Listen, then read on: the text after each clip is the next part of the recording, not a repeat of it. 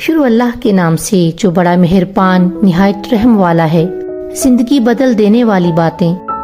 درخت پر اوقات سے زیادہ پھل لگ جائیں تو اس کی ڈالیاں ٹوٹنا شروع ہو جاتی ہیں۔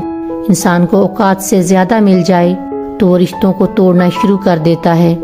انجام آہستہ آہستہ درخت اپنے پھل سے محروم ہو جاتا ہے۔ الفاظ کا چناؤ سوچ سمجھ کر کریں۔ جب آپ بات کر رہے ہوتے ہیں تو آپ کے الفاظ آپ کے خاندان کا پتہ، مزاج اور آپ کی تربیت کا پتہ دے رہے ہوتے ہیں۔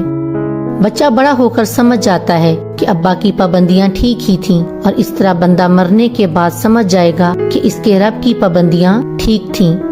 زندگی کوئی چائے کا کپ تھوڑی ہوتی ہے کہ ایک چمچہ شکر ملا کر ذائقے کی تلخی کو دور کر دیا جائے۔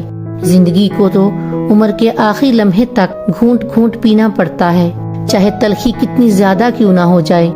تہجد پڑھتے ہیں مگر اپنے بھائی سے بول چال نہیں رکھتے، ہر نیک کام کرتے ہیں مگر غیبت نہیں چھوڑتے۔ اپنی نیکیاں ایسی تھیلی میں جمع نہ کریں جس میں سوراخ ہو۔ اگر تمہیں ایک دوسرے کے اعمال کا پتہ چل جائے تو تم ایک دوسرے کو دفن بھی نہ کرو۔ اللہ نے تمہارے عیب چھپا رکھے ہیں، اس پر شکر ادا کرو، اور دوسروں کے عیبوں کو بھی چھپانے کی عادت ڈالو، کیونکہ برائیاں آپ میں بھی ہیں اور زبانیں دوسروں کے پاس بھی ہیں۔ کچھ لوگ اپنے لیے ساری ساری رات جنت کی دعائیں مانگتے ہیں، لیکن دوسروں کی زندگی انہوں نے جہنم بنائی ہوتی ہے۔ ہم کسی کے دل میں جھانک نہیں سکتے، یہ جان نہیں سکتے کہ کون ہمارے ساتھ کتنا مخلص ہے، لیکن وقت اور رویے جلد ہی یہ احساس دلا دیتے ہیں۔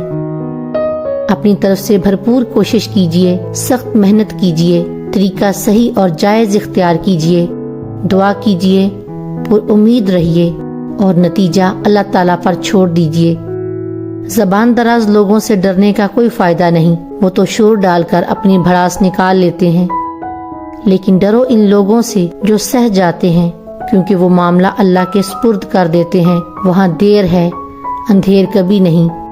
اگر آپ سلگ رہے ہیں کہ ہر چیز آپ کے ہاتھوں سے نکل رہی ہے اور حالات آپ کے موافق نہیں ہیں، تو ایک دفعہ اس درخت کے بارے میں ضرور سوچنا جو ایک ایک کر کے اپنے تمام پتے کھو دیتا ہے، لیکن پھر بھی کھڑا رہتا ہے اس امید پر کہ بہار کے دن آئیں گے۔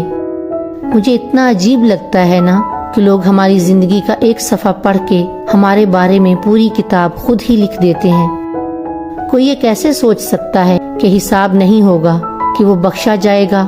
یاد رہے، حساب دینا ہوگا، ایک ایک آہ کا، آنسو کا، تڑپ کا، بے حسی کا اور بے رحمی کا، اور ان حقوق کا جو ہم پر فرض کیے گئے اور ہم ان کی صریحاً حق تلفی کرتے رہے ہیں۔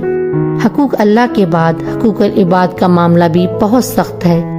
افسوس کچھ نہیں بلکہ سبھی لوگ یہ بات بھلائے بیٹھے ہیں۔ یا رب العالمین اہدنا الصراط المستقیم۔